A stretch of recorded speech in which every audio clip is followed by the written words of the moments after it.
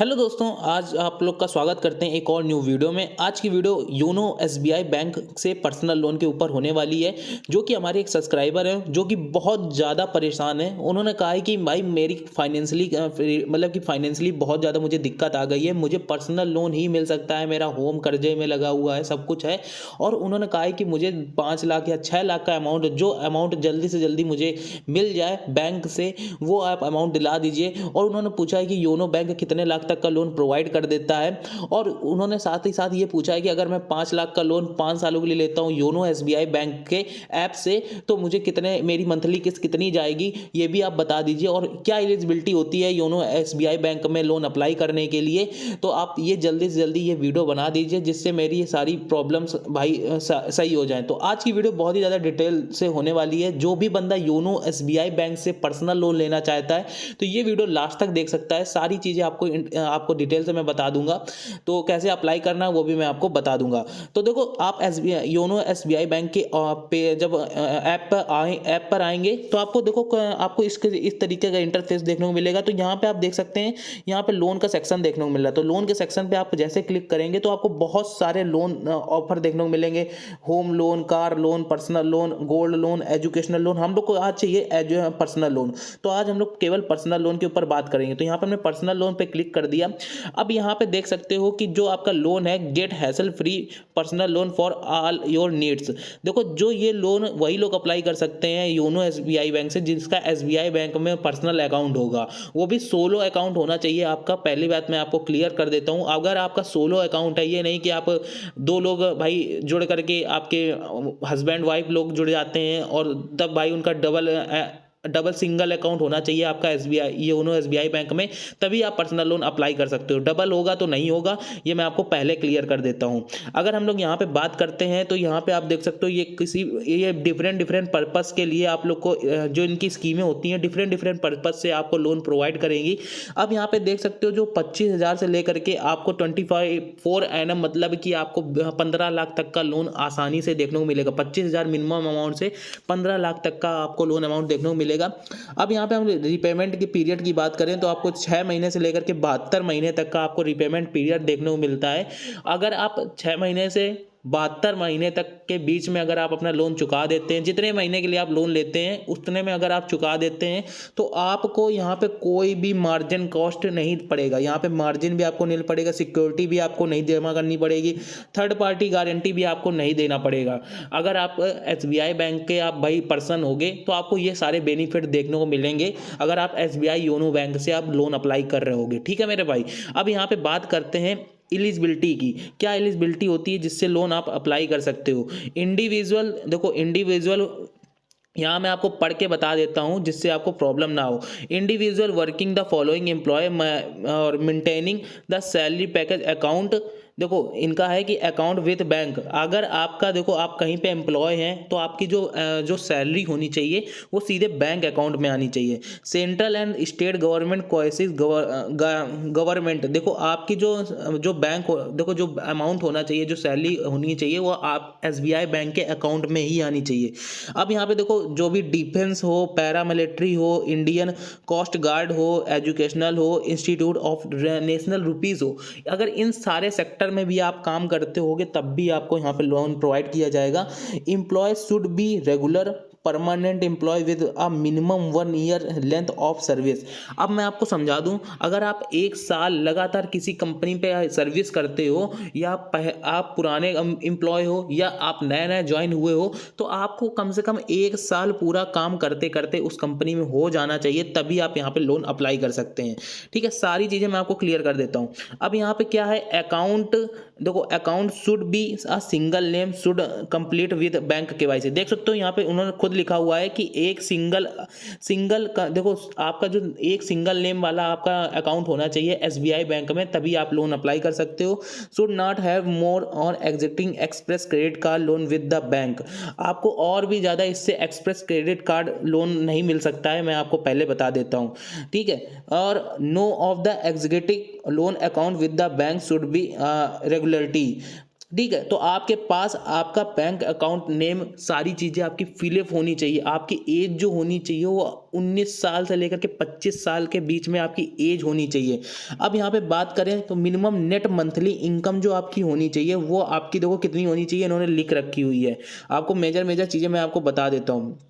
तो आपकी जो मंथली इनकम होनी चाहिए वो यहाँ पे होनी चाहिए 15,000 से लेकर के 1,00,000 रुपए तक की। अगर आपकी मंथली इनकम होगी तो आपको लोन आसानी से मिल जाएगा। मतलब कि अगर आप मिनिमम आपकी 15,000 रुपए इनकम है तो आसानी से आप यहाँ पे लोन अप्लाई कर सकते हो। तो आइए बात कर लेते हैं थोड़ा डॉक्यूमेंट्स के ऊपर, जो कि बहुत ज़्यादा इंपॉर्टेंट मेथड प्रोवाइड करता है। एलिजिबिलिटी तो आपको पता चल गई कि एज आपकी 18 के ऊपर होनी चाहिए, 15,000 के ऊपर आपकी सैलरी होनी चाहिए, आपका single account YONO SBI bank में होना चाहिए, तभी आप करके लोन अप्लाई कर सकते हो। देखो भाई, मैं आपकी प्रॉब्लम समझ सकता हूं कि आपके क्या फेस हो रही होगी, क्योंकि जब लोन आदमी को चाहिए होता है तो बहुत ज़्यादा नीड होती है तभी। और आपकी परेशानी आपने बताया हुआ था कमेंट बॉक्स में, तो मैंने वो पढ़ा और मैं भाई उसके रिगार्डिंग आपको वीडियो बना के दे रहा हूं।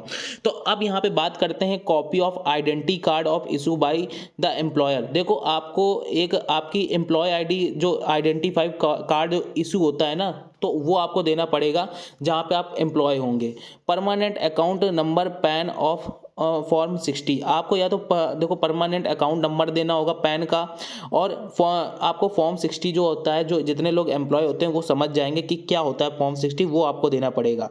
अगर आप देखो एटलीस्ट आपको driving licence, proof of professional, Aadhaar number, आपको देखो अपनी ID कार्ड के लिए आपको देना पड़ेगा। ड्राइविंग लाइसेंस दे सकते हो, आधार नंबर दे सकते हो, वोटर ID कार्ड दे सकते हो, जॉब कार्ड इशू दे सकते हो, नरेगा आप एक आता है NREGA duly signed by the officer state government, वो भी आप लगा सकते हो।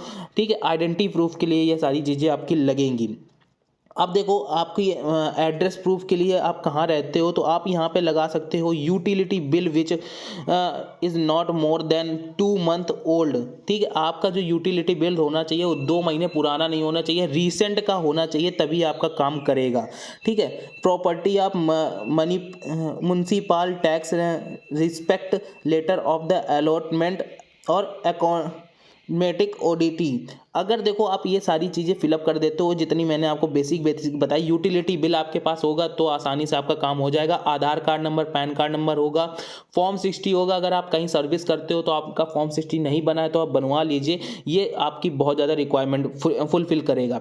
अब समझ लेते हैं कि अगर आपने, जो मेरे भाई थे उन्होंने कहा था कि मुझे 5 लाख का लोन चाहिए, तो अब ये देखो जो EMI कैलकुलेटर है इनका तो बहुत भाई कठिन है, तो मैं आपको सिंपल EMI कैलकुलेटर पर लेके चलता हूँ। देखो दोस्त, ये वाले EMI कैलकुलेटर पे आपको आ जाना है। यहाँ पे आपको home loan, personal loan, car loan यहाँ पे आसानी से आपको देखने को मिल जाता है। अब जैसे कि आप मान लीजिए कि हमें पर्सनल लोन चाहिए, तो हम लोगों ने पर्सनल लोन पे सिलेक्ट किया।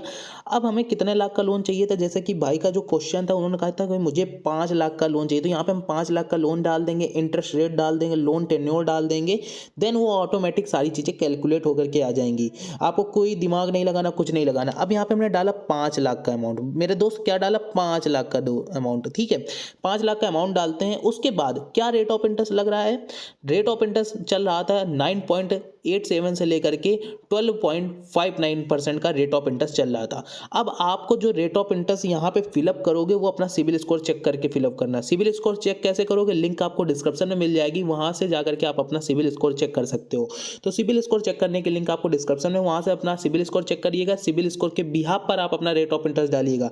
लेकिन भाई ने जो हमको पहले से ही बता दिया था कि मेरा जो रेट ऑफ इंटरेस्ट लग रहा है वो 9.75 लग रहा है, तो हम 10% का रेट ऑफ इंटरेस्ट ले लेते हैं।